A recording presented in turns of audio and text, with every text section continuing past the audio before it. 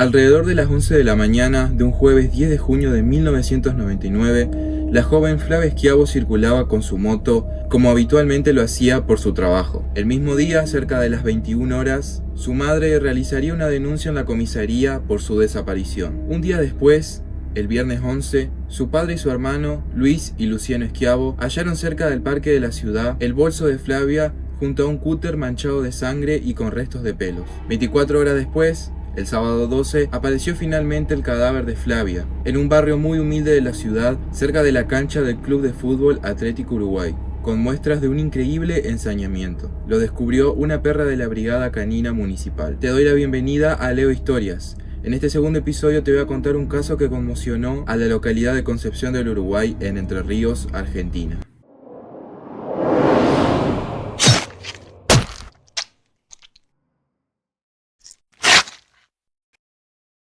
Flavia Schiavo estudiaba para ser profesora de lengua. Había comenzado el primer año de obstetricia, pero no le gustó. Su pasión era escribir y leer. Colaboraba con la economía de su casa, trabajando de cadete en su moto marca Daelim, que había conseguido comprar. También hacía tareas comunitarias en el comedor de un barrio muy humilde de Concepción del Uruguay. Nadie podía creer la crueldad con la que fue asesinada la joven. Siempre fue muy querida en la zona donde vivía. La joven de 21 años salió de su casa en lo que pensaba que iba a ser un día normal, pero no podía estar más equivocada, ya que ese iba a ser el último día de su vida. Seguidamente sucedió lo que narramos al principio de este video. Flavia fue encontrada en un descampado. Primero hallaron su brazo desmembrado y luego los perros localizaron su cuerpo. La joven había sido degollada.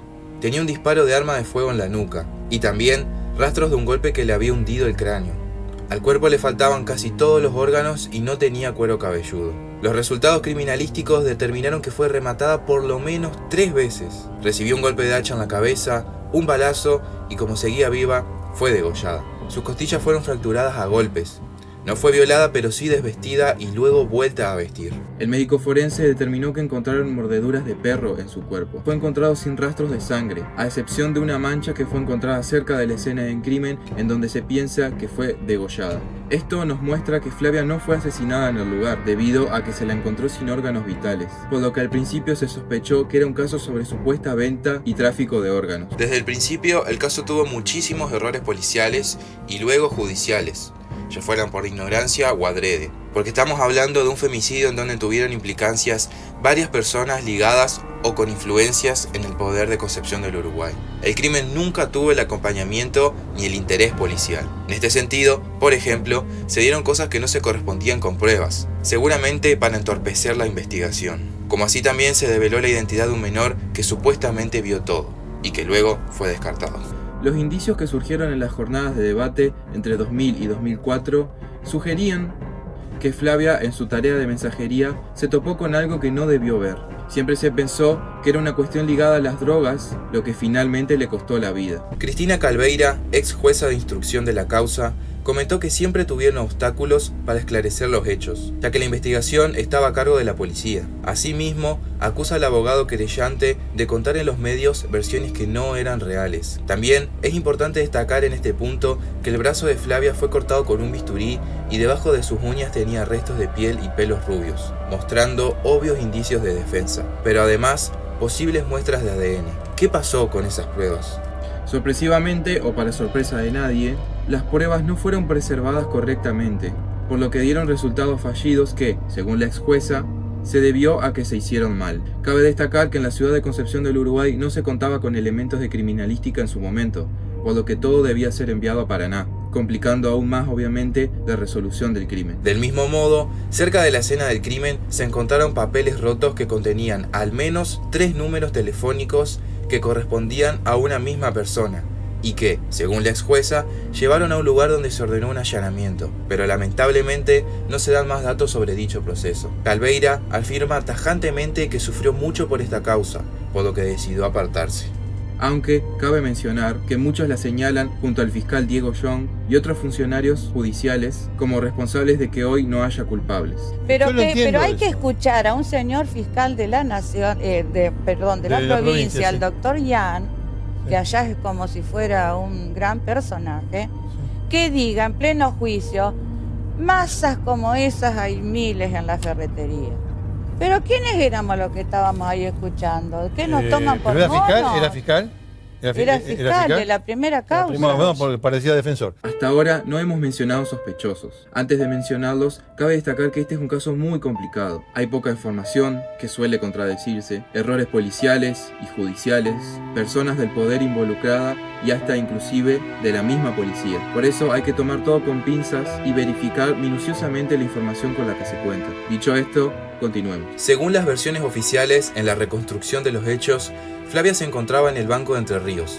No se especifica cuál, ya que hay dos en la ciudad, pero ambos se encuentran en la zona céntrica y bastante cerca el uno del otro. Allí se encontró con Martín Coronel, quien también trabajaba de mensajero y quien sería el primer sospechoso de la causa. Este obligó a Flavia a salir con él e irse. Varios testigos contaron que vieron a Flavia manejando su moto y atrás la acompañaba justamente Coronel. Ambos se dirigían hacia el camino al balneario Banco Pelay, un lugar bastante lejano a donde se encontraron primeramente. Se dijo también que vieron a la chica discutiendo con otro hombre, de apellido Ventos, que después fue imputado en la causa. En esa zona aparecieron prendas de Flavia y, debajo de un puentecito, un paquete con droga que sería el que estaban buscando en ese momento. Ahora bien, ¿qué tenía que ver Flavia con todo esto?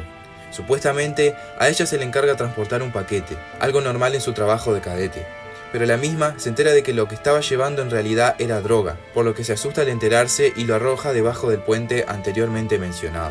Hasta acá podemos reconstruir los hechos, bastante fielmente a cómo se supone que pasaron, ya que también se indicó la presencia de dos motos marca Daelim de color celeste, una perteneciente a Flavia, la cual fue desarmada luego de su asesinato, y la otra perteneciente a Coronel, que se encontró en su casa. Si usted liga a Coronel, que es el de la moto y el que fue reconocido en el camino allá al Pelay, ¿qué pasa? Ahí en el momento estaba un poco crecido y se buscó la moto con buzos y todo a la semana siguiente cuando se bajó poquito el río.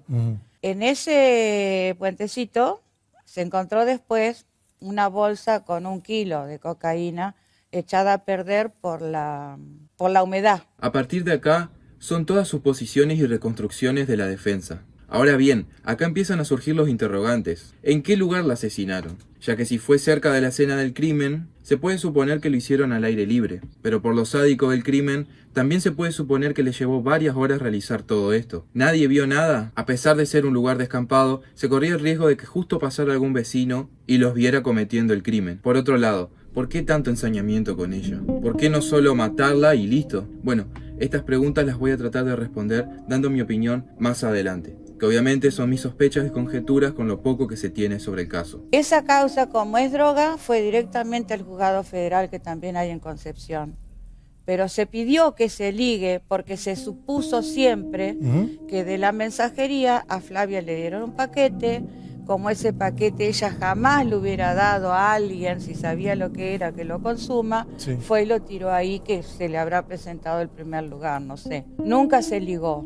Gregorio Garro, abogado querellante, cuenta que la propia policía, al no encontrar o no tener sospechosos, trató de arrestar al padre de Flavia, Luis Esquiavo. Después de la investigación, resultó que parte de la policía estaba ahí para encubrir lo que en realidad había pasado. Además, el querellante impulsó un pedido de juicio político contra la jueza Calveira, con el aval del papá de Flavia y respaldo político.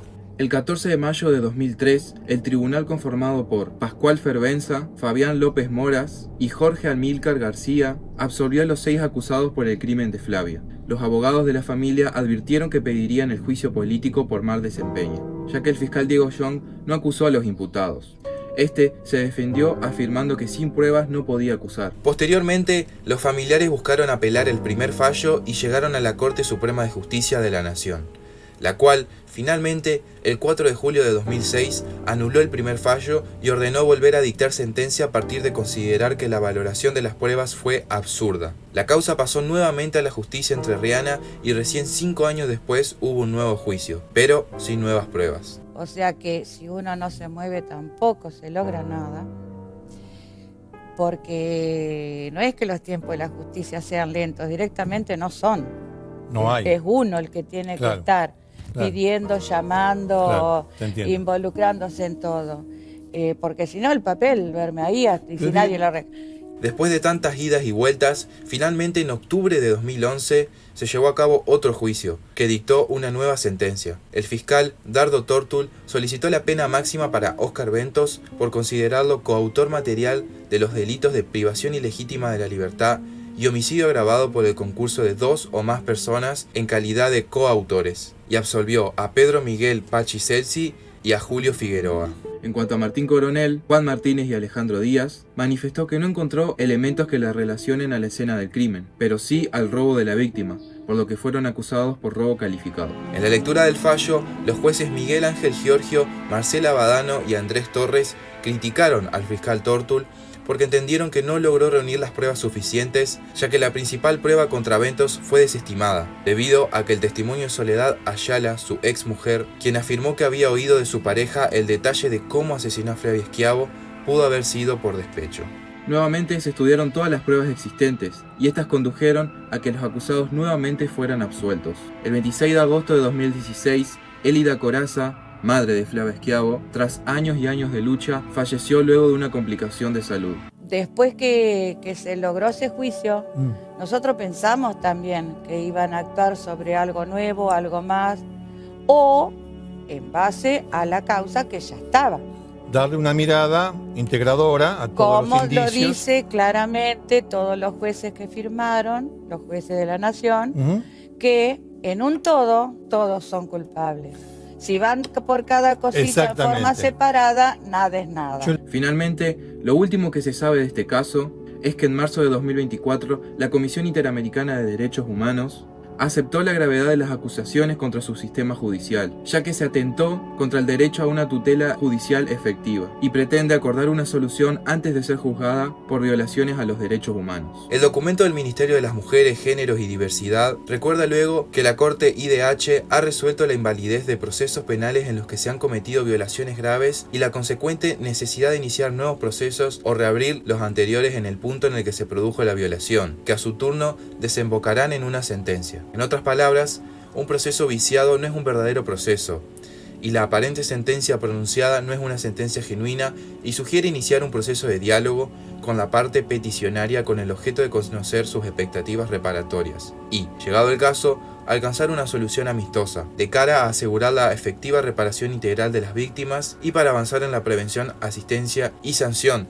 de las violencias por motivos de género. En los próximos días, Luis Schiavo, el papá de Flavia, deberá responder respecto de sus expectativas reparatorias. El reclamo apuntó desde el comienzo a lograr la reanudación del proceso judicial, no solo a la reparación a la familia. Queda por saber si el Ejecutivo argentino mantendrá la posición expresada en las comunicaciones que citamos. En cualquier caso, la alternativa a la no aceptación de la solución amistosa implicará la continuación del trámite y la posibilidad de que resuelva la Corte Interamericana de acuerdo a la petición de los abogados de la familia Schiavo. Esta es la última noticia que se tuvo sobre el caso de Flavia Schiavo. Hasta la fecha en donde se publicó este video, todavía no hay novedades sobre dicho caso. Estaremos a la expectativa de ver qué sucede en base a este documento de la Corte Interamericana de Derechos Humanos. Antes de dar mi opinión de este caso tan controvertido, los invito a ustedes a dar la suya en los comentarios. ¿Qué opinan?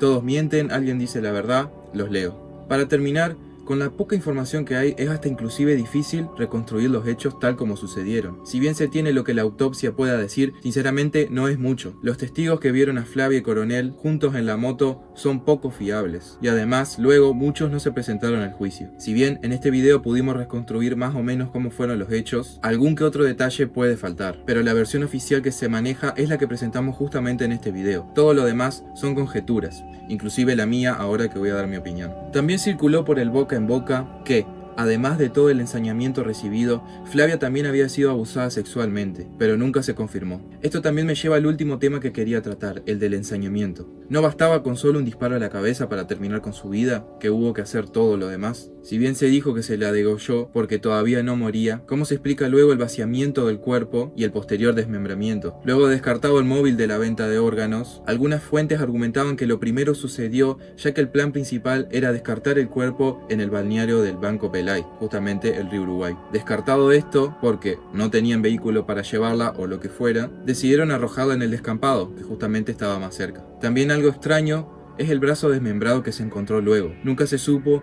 por qué cortaron el brazo de Flavia. Yo tengo dos hipótesis que me gustaría compartir con ustedes. La primera es que, acompañado a la sustracción de los órganos, luego planearon desmembrar sus articulaciones, siendo lo primero justamente el brazo. Al ver que iban a tardar mucho tiempo en hacer esto, lo dejaron directamente allí al cuerpo y al brazo lo arrojaron más lejos, donde luego justamente fue encontrado. La segunda, y no tan probable, pero no se puede descartar, es que el brazo era una pista para que hallen el cuerpo. Recordemos que el cuerpo se encontraba muy escondido y, hasta el día de hoy, a pesar de que vive gente en la zona, la misma es de mucha maleza y vegetación, lo que hace muy difícil identificar un cadáver allí. Sea cual sea el motivo, seguramente nunca lo sabremos. Hay muchas cosas que no se entienden de este caso, muchos implicados, muchos encubrimientos, mucha gente de poder. Lo único que importa, al menos en este video, es recordar a Flavia y también la lucha de su difunta madre, que ojalá haya podido reunirse con su hija y encontrar en la muerte el consuelo que no le permitieron conseguir en vida. Flavia, no sé, se la tragó la tierra, se fumó, porque ya nadie busca nada, nadie hace nada. Nadie investiga. No, es más, ni siquiera se investigó para el segundo juicio. Se tomó todo lo que estaba antes. Claro, la Corte Suprema de la Nación, cuyo pedido fue ingresado en el 2003, después que yo fui en persona con el abogado a reclamar ante el procurador Guarcalde en el 2005, se expidió en octubre del 2006 y logramos, a fuerza de llanto, pedidos de audiencia, de todo, que se hiciera caso a la resolución en el 2011. Muchas gracias por llegar hasta acá. Como siempre, no te olvides de dejarme en los comentarios qué otro caso querés que traiga al canal. Te mando un gran saludo.